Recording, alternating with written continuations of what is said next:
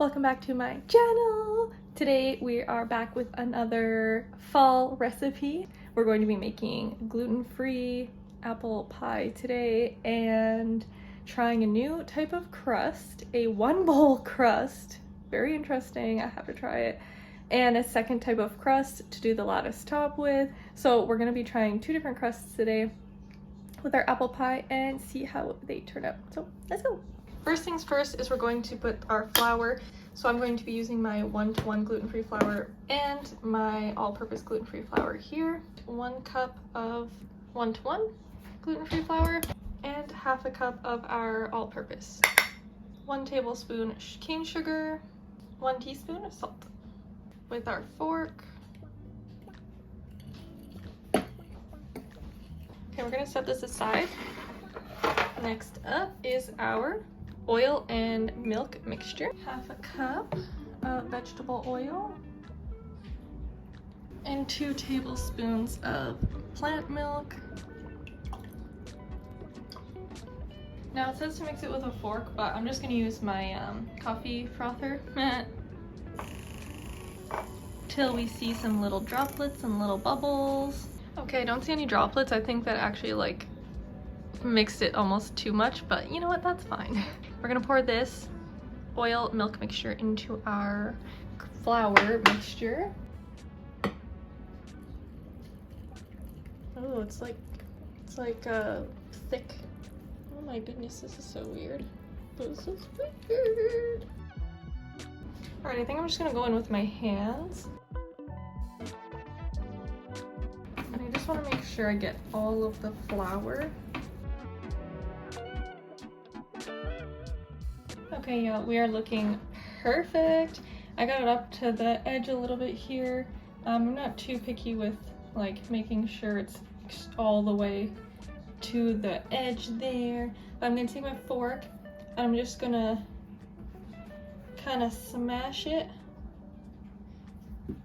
on the edge here to make it look fancy. So far, this dough is like, this was so easy and amazing. And then I'm gonna poke some holes in the bottom here too, just so we don't have any bubbles. And I'm gonna pop it in the fridge to chill it while we do our apple filling. Alrighty, first step is going to be washing our apples. I have 2 kinds here. I might be able to get away with just using the green ones, so we'll see. I've decided I'm going to use all 6 of the green apples and see how much that makes. We'll start by peeling our apples and then we'll core them and slice them. I don't have a corer, so I'm just going to do this and call that cord. And then make sure I get this little gross part out. I think I'll just do like small pieces like this. Okay, so my 1 green apple was bad inside, so I grabbed one of my red apples. I think it'll work really well with it actually. When I was peeling it, it's kind of softer like how the green apples are. So I'm gonna throw this one in there. Here is our apples so far. We have our apples prepared. Let's make the rest of the filling. So it says half a cup of sugar. So I'm going to do a 1/4 cup cane sugar and a 1/4 cup of brown sugar. And I just want to show you though, this is the sugar that I use. Red Path, dark brown, or whatever color, honestly. So I have actually talked to the company and they do say that all of their sugars do not have bone char in them, so they are completely vegan sugar. 2 tablespoons of cornstarch, 1 to 2 teaspoons of cinnamon, but we like our cinnamon, so we're gonna do 2. 1/4 teaspoon of nutmeg, and half a lemon juiced. I don't have a lemon, so I'm gonna use lemon juice, but at the back of the fridge it froze, so we'll see how much lemon juice we can get. I'm going to just estimate 2 tablespoons for half a lemon juiced. If this was too frozen, I would probably just use apple cider vinegar. Let's mix this up. Once they're all combined, and you can see there's some nice little liquid down there, you know they're ready to go in the pie shell. But I forgot I'm making a top layer of pie crust in a different recipe like I told you. So we're going to make the other half of the pie crust with a different recipe for the lattice top. So I'm just gonna put that apple mixture into the fridge as well. And let's make the top of the pie crust. 1 cup 1-to-1 gluten-free flour and half a cup all-purpose gluten-free flour, half a teaspoon of salt. We're gonna use our fork from earlier and just mix this together quickly. Alrighty, we're gonna add our butter. So I found this recently. They sell plant butter, and I've heard really great things about it. So we're gonna try it in our pie dough. I was kind of just following the line on the thing because obviously this is like way too hard to actually fit into a measuring cup. But here is our half a cup. And then what we're gonna do, we gotta make sure it stays cold because that makes it flaky. So I'm gonna use my, whatever this thing is called, I forget, my thing to make it crumbly. You could use a fork as well if you don't have one of these. You're just aiming for a sand-like texture. Alrighty, we're looking good. We are looking crumbly. It's okay if you have some big chunks in there too, totally good. Makes it flaky, but this is the texture you're looking for. Time to add our water. What I like to do is just a cupful of ice and then fill it with water, and we'll measure it as we go. No big deal. Usually you don't end up using all of the water anyways. So we're gonna go a tablespoon at a time, and we're aiming for half a cup. We'll do 2 tablespoons. And we're just gonna use a wooden spoon to mix it.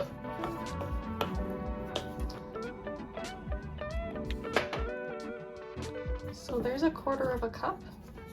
Make sure you give it a nice mix after each time. You don't want to accidentally over add water. And I'm gonna make sure I add the water where it's more crumbly, if that makes sense. Oh, it's getting good. So that's about a 1/4 cup and 2 tablespoons. You don't want to touch the dough too much because it will melt the butter and then it won't be flaky. But I'm going to see how, oh yeah, I think that's probably good. I think that's rollable. I'm gonna put down some parchment paper and we're gonna toss it on there. And the reason I'm using parchment is because with gluten-free, it likes to just stick. Like, actually this is probably a bad idea to just do it like this. It likes to stick to everything. Cutting boards, anything, you name it. It's best to use parchment or plastic wrap. I'd like to think that parchment's a little bit more sustainable and better for the environment. Okay, we might need a little bit more water. Okay, I added a little bit of water and then it was too much water. So I added a little bit of flour and it's looking perfection. So you don't really need pie dough. I just want it to all be, you know, formed and stuck together. And then I'm gonna roll it out. So we're doing just the lattice top for the pie crust. So I don't even need to make it into any type of shape. So I'm gonna aim for a square, like a rectangle, so that way I can just cut it into strips. What I have noticed with gluten-free crusts and pizza dough, stuff like that, is it is a lot stickier. So you just gotta be wary. And it's a lot more fragile too, which is also why using parchment or plastic wrap works much better, because you can just lift it with the parchment or plastic wrap, where on a cutting board you obviously cannot do that. And yeah, here's what we're aiming for. You can almost see a little bit of marbling from the butter, so that's really nice. So that maybe I lost it in my debacle. Okay, now let's slice it into, actually, hold on. Before we do that, we're gonna actually bring back our other pie crust, and we're going to pour our apples in it first. Because what's the point of slicing our pie? Oh yeah, now it's super, super juicy. Let's pour. Hope I estimated enough apples. One recipe said 2 pounds, another recipe I said 4 pounds of apples, so I just went with what I thought would work. Okay, I'm just gonna use a butter knife and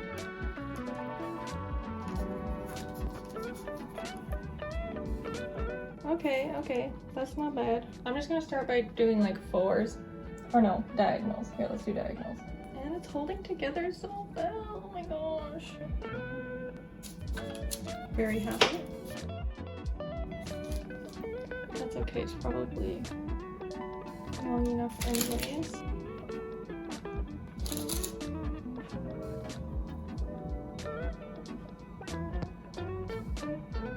I think we want to just meld them in and take off the excess.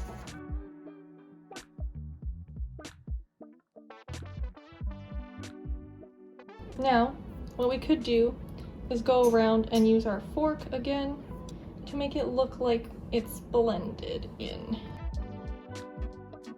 Alrighty, what I have here for a wash is a tablespoon of plant milk and then a tablespoon of agave. So what I'm just going to do is just brush this on the tops. And we should have the same effect, or a similar effect, to an egg wash. I've never actually done the wash before. Okay, let's put this on a baking tray because apple pies will usually overflow, although like I said, this one's not like super full, so we'll see. So we're gonna put it on a baking tray and then we're gonna pop it in the oven at 350. Oh my god, you guys! It looks so good! Oh my goodness. Look at that crust. I'm almost wondering if I should keep it in for 10 more minutes. So that was after 50 minutes. Let me get a fork and test some of the apples. I mean, the apples are really soft, but it's really juicy, like really juicy. So let me put it back in for 10 more minutes and let's check back. All right, okay. That is more like it. Oh my gosh, you guys. Yeah, see that? See the bubble? Yeah. This is what I want to see out of my apple pie, okay? It is a little bit more crispy there. The recipes did say if it's too brown, you can cover it with tin foil, but I just thought, what the heck? So, can you see the difference? Yes, and it's still bubbling. That is what we want, y'all. Delicious. Okay, I'm gonna let it cool for I don't know how long, and then we'll try it. Taste testy. Alrighty, y'all, I am done filming some content. So I cut it and it was like awful. The bottom crust is terrible. Not holding up at all. So it smells delicious. Look at that. Terrible. Okay, let's give it a try. I'm gonna try the top crust. My original recipe, oh my god, it's actually so bright. My original recipe, I switched out the flour. So I'm gonna try it by itself. It is like flaky. I don't know if you can see. Flaky.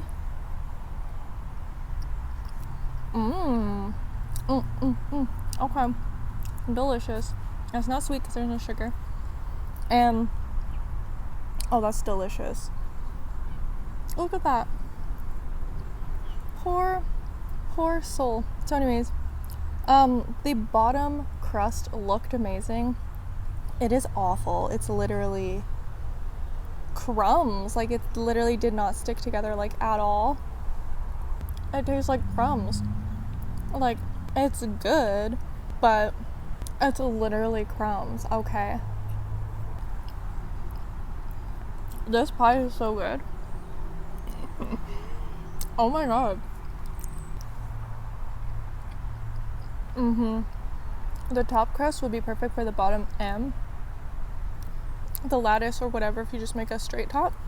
Oh yeah, I did have leftover So the top recipe, it makes more than just one. So if you made it really thin, you could get 2 out of it. If you don't really like crust, oh my god, why did I do that to me?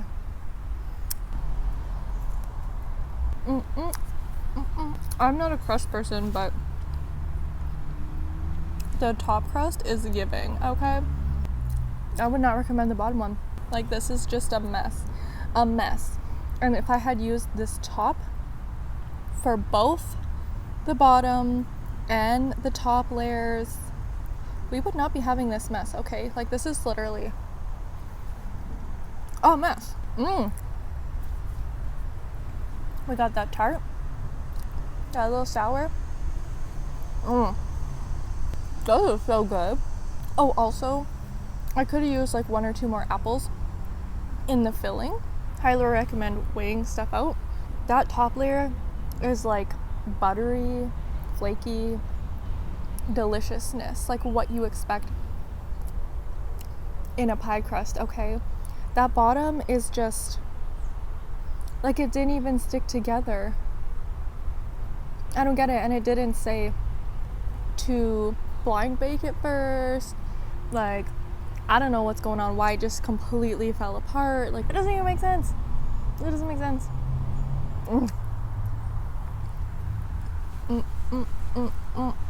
It's pretty tart though. I could use the ice cream. Maybe I put too much lemon juice. Maybe don't put 2 tablespoons of lemon juice. Maybe actually juice half a lemon. Unless you like the tart and you know you're gonna add whipped cream or ice cream. Anyways, okay, I need to stop. I'm stopping. Okay, thank you guys for watching. I hope you learned something new. I hope you try out. Maybe you can figure out the bottom crust better than I can. Try with a different pie, or try a sample. Like, you know, cut the recipe in half and make like something small with it. Because it did not work for me, but I'm sure it works for other people. Definitely try the top layer. It is perfection. And I'm gonna leave all of the instructions and everything in the description for both. So if you do decide you want to try it on your own, go for it. I would be happy to know if you were successful with it. And I hope you learned something. I hope you enjoyed, and I will see you in the next video. Bye.